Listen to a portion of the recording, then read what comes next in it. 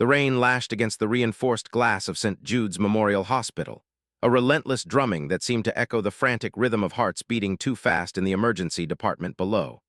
It was 2:14 a.m. on a Tuesday, the hour when the city's defenses were lowest and its wounds were deepest. Inside Trauma Bay 4, the air was thick with the metallic scent of blood and the sharp chemical tang of antiseptic. The monitors screamed, a chaotic symphony of alarms that had long since ceased to startle the seasoned staff, but now sent a jolt of adrenaline through the veins of the junior residents. In the center of the room lay a man who looked less like a patient and more like a monument to violence. He was massive, his frame broad and scarred, his skin a map of old battles written in keloid tissue. Tubes snaked from his arms, wires clung to his chest, and a ventilator hissed with mechanical regularity, forcing breath into lungs that had forgotten how to draw it on their own. His eyes were closed, but even in unconsciousness there was a tension in his jaw, a coiled spring waiting to snap.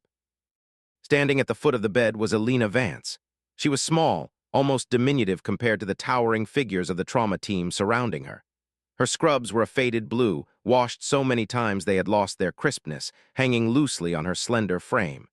Her hair was pulled back into a severe bun, not a strand out of place, and her face was a mask of practiced neutrality.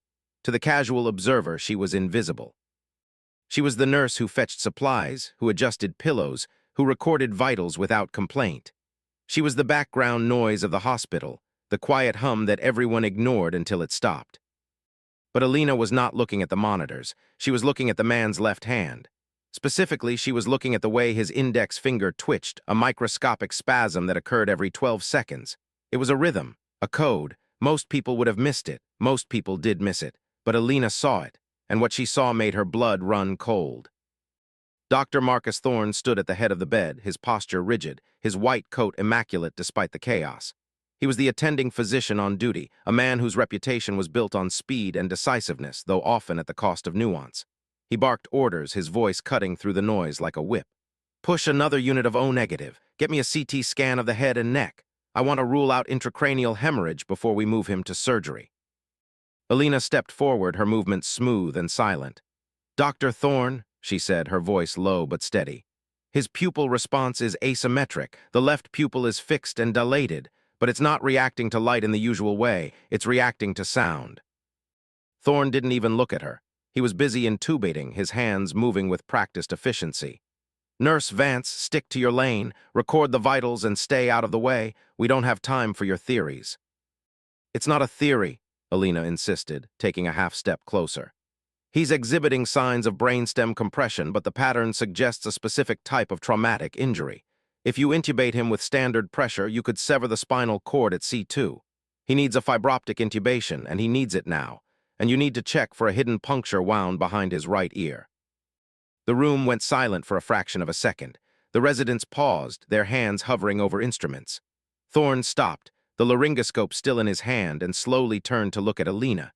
His eyes were cold, devoid of warmth or curiosity.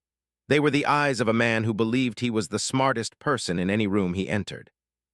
"Are you questioning my medical judgment, nurse?" Thorne asked, his voice dropping to a dangerous whisper.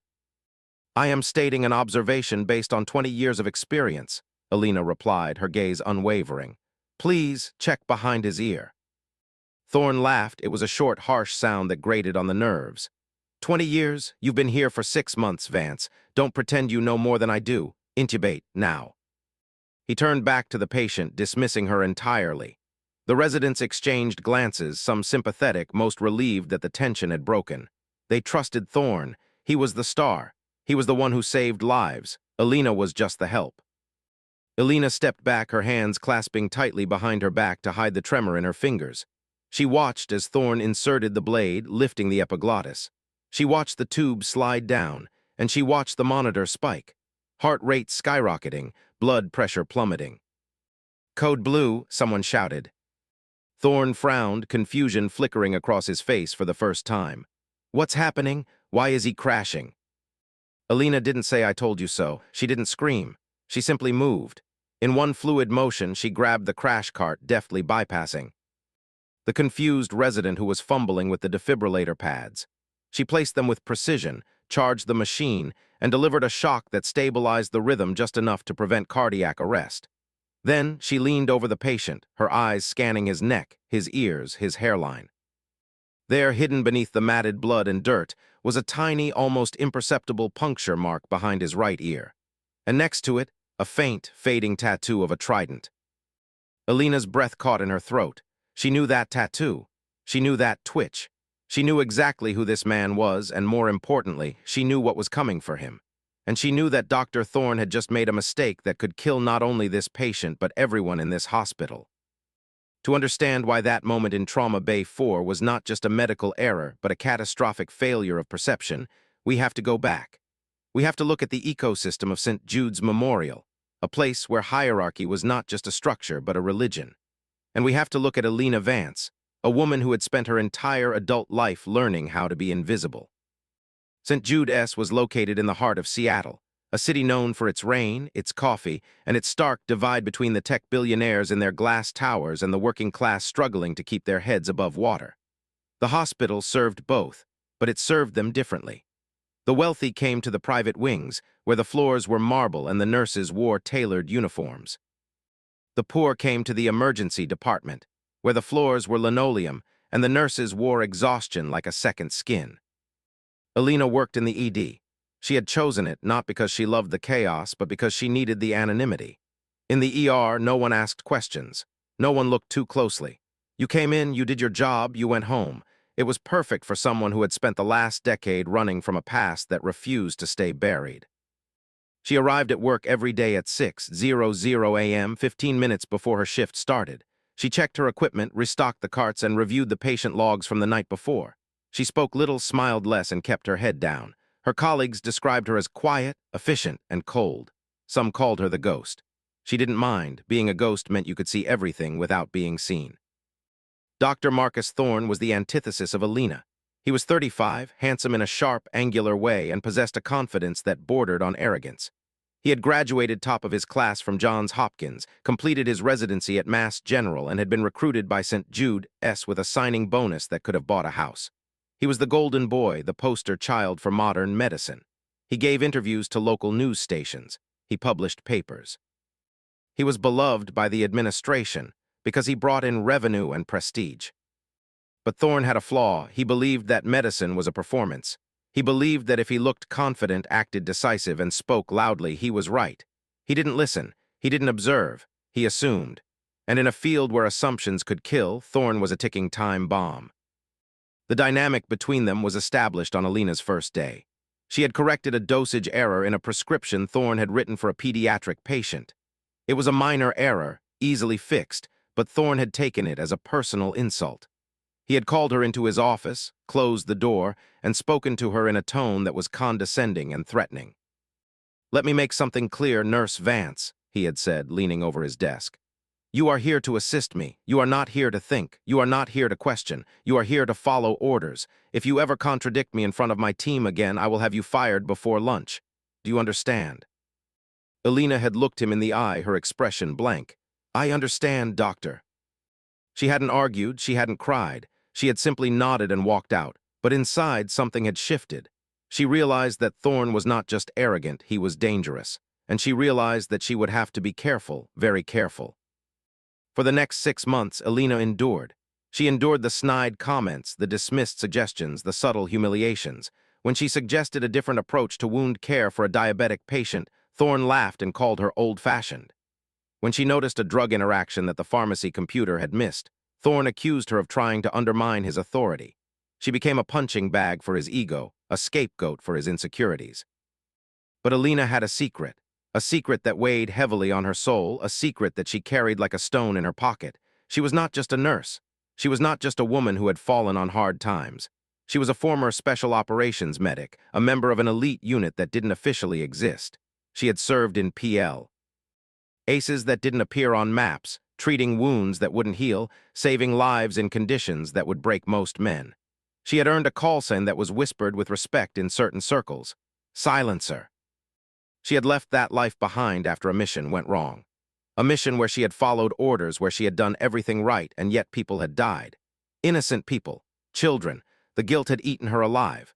She had deserted, changed her name, and disappeared into the civilian world. She had sworn never to use her skills again, never to take a life, never to be part of the machine that turned humans into weapons. But the skills didn't leave you. The training didn't fade. It lived in her muscles, in her reflexes, in the way she scanned a room for exits and threats. It lived in the way she could read a person's vital signs without a monitor, just by looking at the color of their skin and the rhythm of their breathing. And it lived in her knowledge of the military, specifically the Navy SEALs. Which brought us back to the man in Trauma Bay 4. When Alina saw the trident tattoo, her mind raced. The trident was the insignia of the SEALs, but it wasn't just any trident. It was a modified version with a serpent wrapped around it. That was the mark of Task Force Trident, a Black Ops unit that operated under the direct command of the Joint Special Operations Command. They were ghosts like her, but unlike her, they were still active, still hunting. And if a member of Task Force Trident was lying in her ER, bleeding out and unconscious, it meant one thing: he was being hunted, and his hunters were close. Alina looked around the room. The residents were focused on stabilizing the patient. Thorne was shouting orders, trying to regain control of the situation. But Alina's eyes were drawn to the window. Outside, in the parking lot, she saw a black SUV idling. The lights were off. The engine was running, and two men in dark suits were standing by the door, watching the hospital entrance. They weren't police, they weren't paramedics, they were cleaners.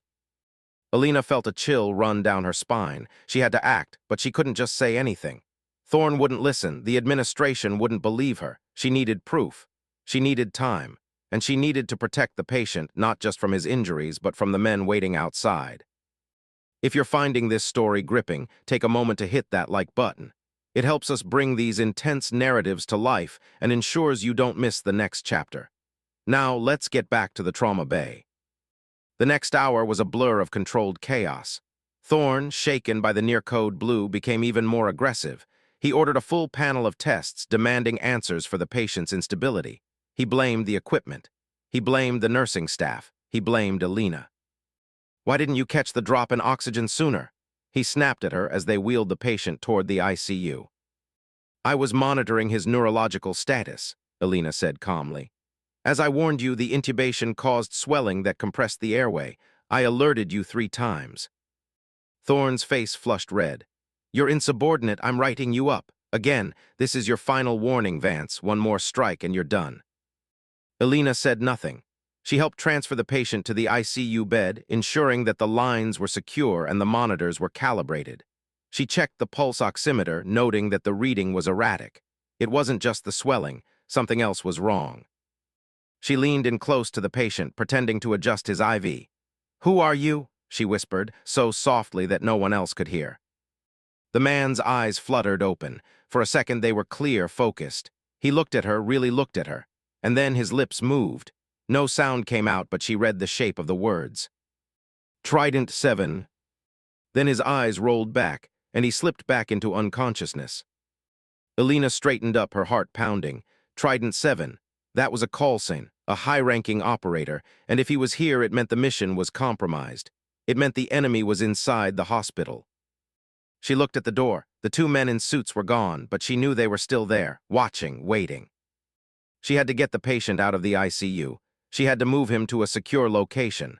But how? She couldn't just wheel him out. Thorne would stop her. Security would stop her. She needed help, but who could she trust? Her eyes landed on Sarah Jenkins, a young resident who had been on the team during the intubation. Sarah had looked uncomfortable when Thorne had yelled at Alina. She had hesitated before following his orders. Maybe, just maybe, she was willing to listen. Alina caught Sarah's eye and gestured for her to step into the hallway. Sarah followed, looking nervous. "Sarah," Alina said, keeping her voice low, "I need you to trust me. That patient is not just a John Doe. He's a target. There are people outside who want him dead. And if he dies in this hospital under Dr. Thorne's care, we are all liable, not just medically, but legally and morally."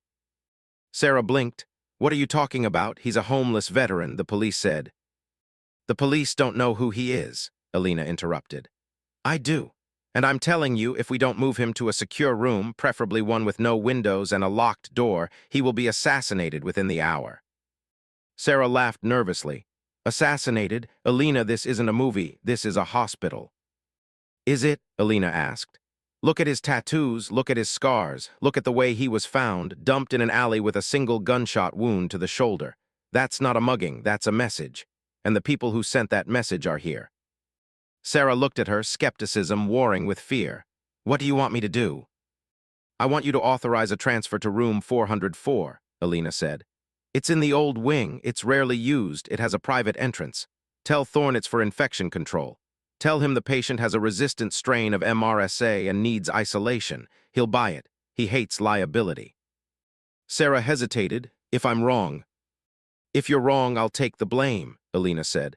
But if I'm right and we do nothing, that man dies, and his blood is on our hands. Sarah took a deep breath. Okay, I'll do it.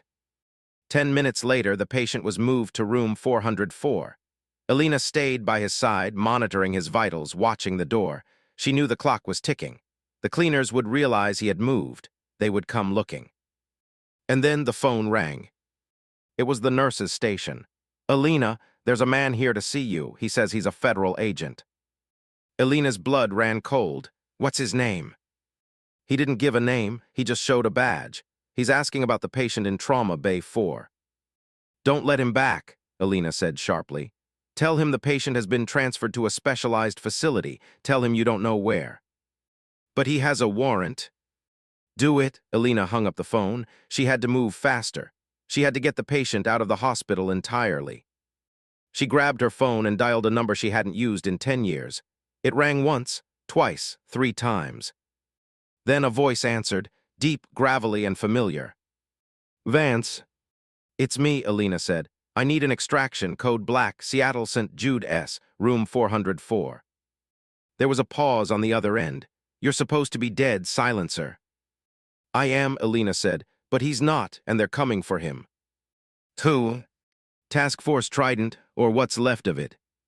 Another pause. Stay put, we're 20 minutes out. Make it 10, Alina said, or there won't be anyone left to extract. She hung up and turned to the patient. He was stable for now, but the monitors were beginning to show irregularities again. His heart rate was spiking. His blood pressure was dropping. Thorne burst into the room, his face purple with rage. What is the meaning of this? Why is the patient in this dump? I ordered him to the ICU. Infection control, Alina said calmly. Resistant strain, as per Resident Jenkins' order. Thorne turned to Sarah, who was standing in the corner, looking pale. Jenkins, is this true? Sarah nodded, unable to meet his eyes. Thorne spun back to Alina. You manipulated her. You're playing games, Vance, and I'm done. You're fired. Pack your things and get out, now. Alina didn't move. I can't leave, doctor. The patient is critical. You're not a nurse anymore, Thorne sneered. You're trespassing. If you don't leave in 5 minutes, I'm calling security. Alina looked at him, her eyes hard. You have no idea what you're dealing with, Marcus. This isn't about protocol. This is about survival. Thorne laughed. Survival from what? A homeless drunk. Before Alina could answer, the door exploded inward. Not literally, but the force of its swinging open was violent. 2 men in tactical gear stormed in, weapons drawn. They weren't police. They weren't hospital security. They were mercenaries. Get down, one of them shouted. Thorne froze, his mouth open in shock. Sarah screamed. Alina didn't flinch. She had expected this. She dove behind the bed, pulling the patient's IV stand with her to create a barrier. The mercenaries opened fire, bullets shredding the curtains and sparking off the metal rails of the bed. Call 911, Alina shouted to Sarah, who was huddled in the corner, trembling. But Sarah couldn't move. She was paralyzed with fear. Alina looked at the patient. He was still unconscious, but his hand was twitching again, the same rhythm, the same code. She reached out and grabbed his hand, squeezed it twice, hard. A signal. The patient's eyes snapped open, and for the first time, Alina saw the killer in them. If this intensity is keeping you on the edge of your seat, please consider subscribing. We release deep-dive narratives like this every week, and why? Our support helps us keep the stories coming. Now back to the action. The room was a cacophony of gunfire and shouting. The mercenaries were advancing, their movements precise and professional. They weren't here to arrest anyone. They were here to eliminate a threat. Alina knew she couldn't fight them head-on. She was unarmed, she was outnumbered. But she had one advantage. She knew the room. and she knew the patient. She crawled along the floor, staying low, using the bed as cover. She reached the patient's side and whispered, "Can you move?" The man nodded slightly. His eyes were focused, alert. The fog of anesthesia was lifting, burned away by adrenaline. "Who are they?" Alina asked. "Cleaners," he rasped. "Traitors." "Can you fight?" He smiled, a grim, bloody smile. "Watch me." With a surge of strength that defied his injuries, the man rolled off the bed, landing on his feet. He was shaky, but he was upright. He grabbed a scalpel from the tray table and lunged at the nearest mercenary. The mercenary was surprised, but he reacted quickly, sidestepping the attack and swinging his rifle butt at the man's head. The man ducked, weaving with the grace of a dancer, and slashed at the mercenary's leg. The blade cut deep, and the mercenary grunted in pain, stumbling back. Alina seized the opportunity. She grabbed a heavy metal IV pole and swung it like a club, striking the second mercenary in the knee. He went down with a cry, dropping his weapon. Alina kicked the gun away and picked it up. She didn't know how to fire it properly, but she knew how to hold it. She pointed it at the first mercenary, who was now recovering from his shock. "Drop it," she shouted. The mercenary looked at her, then at the gun, then at his wounded partner. He hesitated. That hesitation was all the time they needed. Sirens wailed in the distance, getting louder faster. The mercenary cursed. "This isn't over," he spat. He grabbed his partner and dragged him out of the room, disappearing into the hallway. Alina lowered the gun, her hands shaking. She looked at the patient. He was leaning against the wall, breathing heavily, blood soaking through his gown. "You okay?" she asked. He nodded. "For now, who are you?" "Alina Vance, formerly Silencer." His eyes widened. "Silencer, you're a myth." "I'm real," she said, "and you're in trouble." He slumped to the floor. "Yeah, I know." Alina knelt beside him, checking his wounds. The bullet in his shoulder had torn through muscle but missed the artery. The cut on his leg from the scalpel was superficial. He would survive, but he needed real medical attention, and he needed protection. The doors to the room burst open again. This time it was hospital security, followed by police officers. They had their guns drawn, shouting commands. "Freeze, hands in the air." Alina raised her hands. The patient did the same. "Don't shoot," Alina shouted. "We're the victims." The police advanced cautiously, securing the room. An officer approached Alina, handcuffing her gently. "What happened here?" he asked. "Mercenaries," Alina said. "They tried to kill him." The officer looked at the patient, then at the bloodstains, then at the bullet holes in the wall. He frowned. "We'll need to take you both in for questioning." Alina nodded. She knew this was coming, but she also knew that the real battle was just beginning, because the men who had attacked them weren't working alone. They were part of a larger conspiracy, and Alina had just exposed herself. As they were led out of the room, Alina caught a glimpse of Dr. Thorne standing in the hallway. He was pale, shaken, and staring at her with a mixture of fear and hatred. He had seen everything. He had seen her fight. He had seen her command, and he had seen the patient rise from the dead. He knew she wasn't just a nurse, and that terrified him. The interrogation room was cold and sterile, a stark contrast to the chaos of the hospital. Alina sat at a metal table, her hands cuffed to the chair. A detective sat across from her, a notebook open in front of him. "Let's go over this again," the detective said. "You claim that 2 armed men broke into the hospital and tried to kill this patient." "Yes," Alina said. "And you claim that you, a nurse, fought them off." "Yes." The detective sighed. "Ms. Vance, that sounds unlikely. We found no evidence of forced entry. No witnesses other than the doctor and the resident, who both claim that you instigated the violence." Alina's heart sank. Thorne had lied. Of course he had. He had twisted the narrative to protect himself, to paint her as the aggressor. "Check the security cameras," Alina said. "Room 404, the hallway." "The cameras were disabled," the detective said. "Conveniently." Alina closed her eyes. She had expected this. The cleaners were professionals. They would have covered their tracks. "Who is the patient?" the detective asked. "I don't know," Alina lied. "He was a Joe. A Chen Do." "Then why did you risk your life for him?" "Because it's my job," Alina said. "I'm a nurse. I save lives." The detective studied her for a long moment. "You're hiding something, Ms. Vance, and until you tell us what it is, you're not going anywhere." Alina remained silent. She couldn't tell them the truth, not yet. If she revealed the patient's identity, it would put a target on his back, and on hers, she had to wait. She had to trust that the cavalry was coming. Hours passed. The detective left and returned with coffee. He asked the same questions again. Alina gave the same answers. Finally, the door opened. A man in a suit walked in. He was tall, distinguished, with gray hair and eyes that had seen too much war. He carried himself with an authority that commanded respect. "Detective," the man said, "step outside." The detective hesitated. "Sir, I'm in the middle of an interrogation." "Now," the man said. The detective stood up and left, closing the door behind him. The man sat down across from Alina. He didn't speak for a long time, he just looked at her. "Silencer," he said finally. Alina looked up. "Commander Holloway." Holloway smiled, a sad, weary smile. "I heard you were dead." "I wanted to be," Alina said. "Why did you come back?" "I didn't," Alina said. "He did." Holloway nodded. "Trident 7, Agent Miller, he's one of ours." "I know," Alina said. "Who are the cleaners?" "Rogue elements," Holloway said. "Former members of Trident who went off the grid. They're selling secrets to the highest bidder.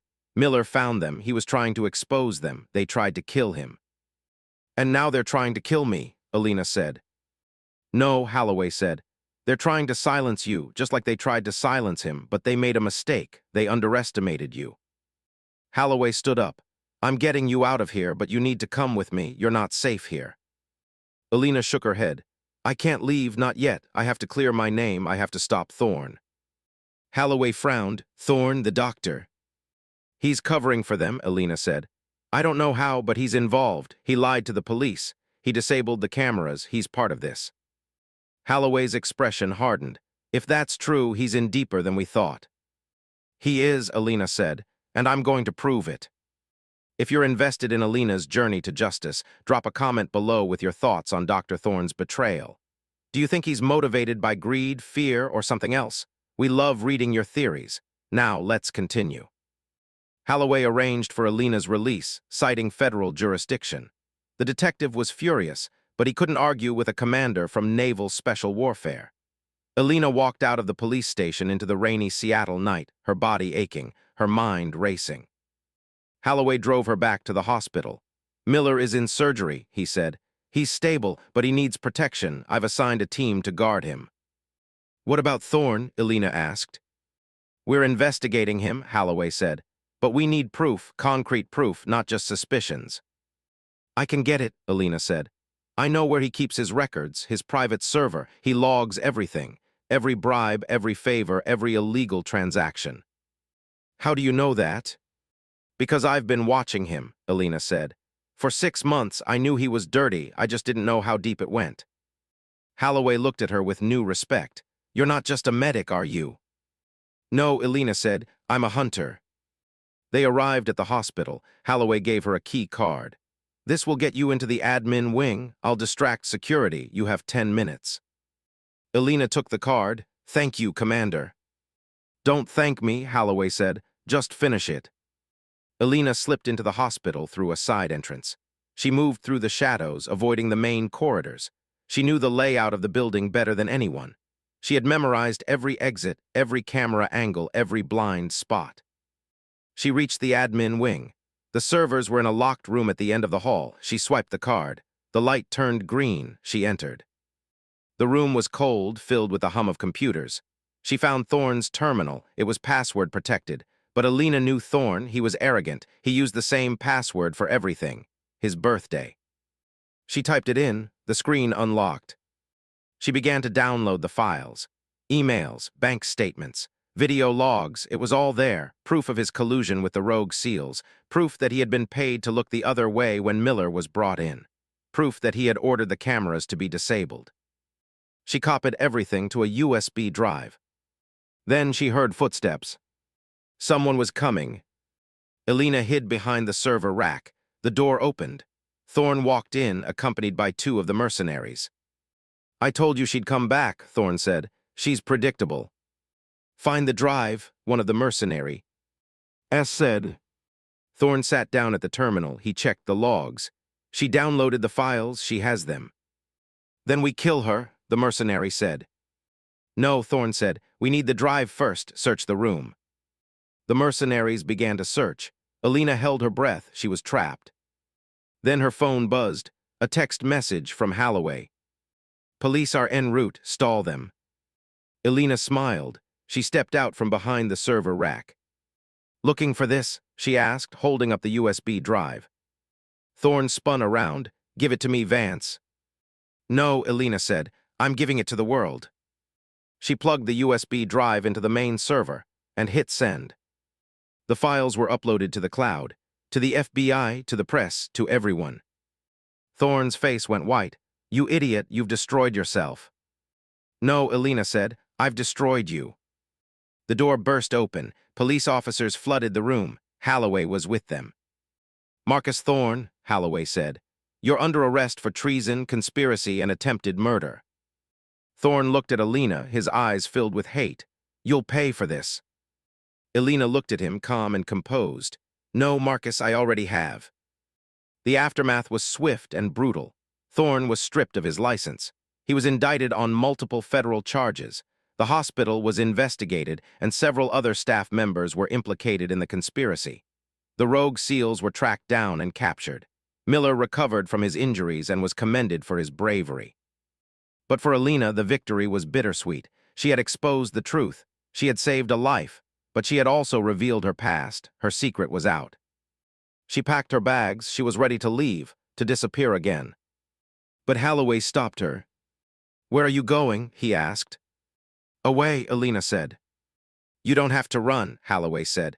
You're a hero, Alina. The world knows what you did. You can come home. Alina looked at him. Home? I don't have a home. You do now, Holloway said. We need people like you, people who know the truth, people who aren't afraid to fight for it. Alina hesitated. She had spent 10 years running, 10 years hiding, but maybe, just maybe, it was time to stop. She looked out the window. The rain had stopped. The sun was rising, casting a golden glow over the city. Okay, she said, I'll stay. Holloway smiled. Welcome back, Silencer. Alina smiled back. For the first time in 10 years, she felt peace. In the weeks that followed, St. Jude's Memorial underwent a major overhaul. New leadership was appointed. New protocols were implemented. And Alina Vance was reinstated not as a nurse, but as the director of trauma response. She was no longer invisible. She was respected, feared even, but she didn't let it go to her head. She remained humble. She remained kind. She continued to teach, to mentor, to save lives. And every time a new resident joined the team, she told them the same thing. Listen, she would say. Observe, and never assume you know more than the person standing next to you, because you never do. The story of Alina Vance became a legend in the hospital. A story of humility, of integrity, of service. A story of a quiet nurse who stood up to power and won. And Dr. Thorne, he was forgotten. A cautionary tale, a reminder that arrogance is a fatal flaw. Alina often visited Miller in the rehab center. They would sit in silence watching the sunset. They didn't need to talk. They understood each other. They were survivors. They were warriors. And they were finally at peace. One day, Miller asked her, Why did you do it? Why did you save me? Alina looked at him. Because someone once saved me, and I promised I'd pay it forward. Miller nodded. Thank you, Silencer. Alina smiled. You're welcome, Trident. As we reflect on Alina's journey, we see a powerful moral theme emerge: humility. In a world that rewards loudness and confidence, Alina chose silence and observation. She didn't seek glory. She didn't seek recognition. She sought justice. And in doing so, she found her true self. Her story reminds us that competence is not about boasting. It's about action. It's about being prepared. It's about knowing your worth even when others don't. And it reminds us that prejudice is dangerous. Thorne dismissed Alina because she was quiet, because she was a woman, because she was a nurse. He underestimated her, and that mistake cost him everything. Let this be a lesson to us all. Never judge a book by its cover. Never underestimate the quiet ones, because they might just be the ones who save your life. If this story resonated with you, please share it with a friend. Stories like this remind us of the power of integrity and the importance of standing up for what's right. Your shares help spread these messages of hope and justice. Alina's journey doesn't end here. In fact, it's just the beginning. With her past revealed and her skills recognized, she faces new challenges, new threats. But she is no longer alone. She has a team, she has a purpose, and she has the respect of those who matter. We will continue to follow her story in future episodes, so make sure you're subscribed so you don't miss out. The hospital changed, but Alina remained the same. She still arrived at 6:00 a.m. She still checked her equipment, she still reviewed the logs, but now when she walked through the halls, people greeted her. They smiled, they thanked her. And she smiled back. She had found her place, not in the shadows but in the light. And that, perhaps, is the greatest victory of all. Before we conclude, let's take a moment to appreciate the supporting characters in this story. Sarah Jenkins, the young resident, learned a valuable lesson about trusting her instincts. She went on to become a brilliant surgeon, known for her empathy and attention to detail.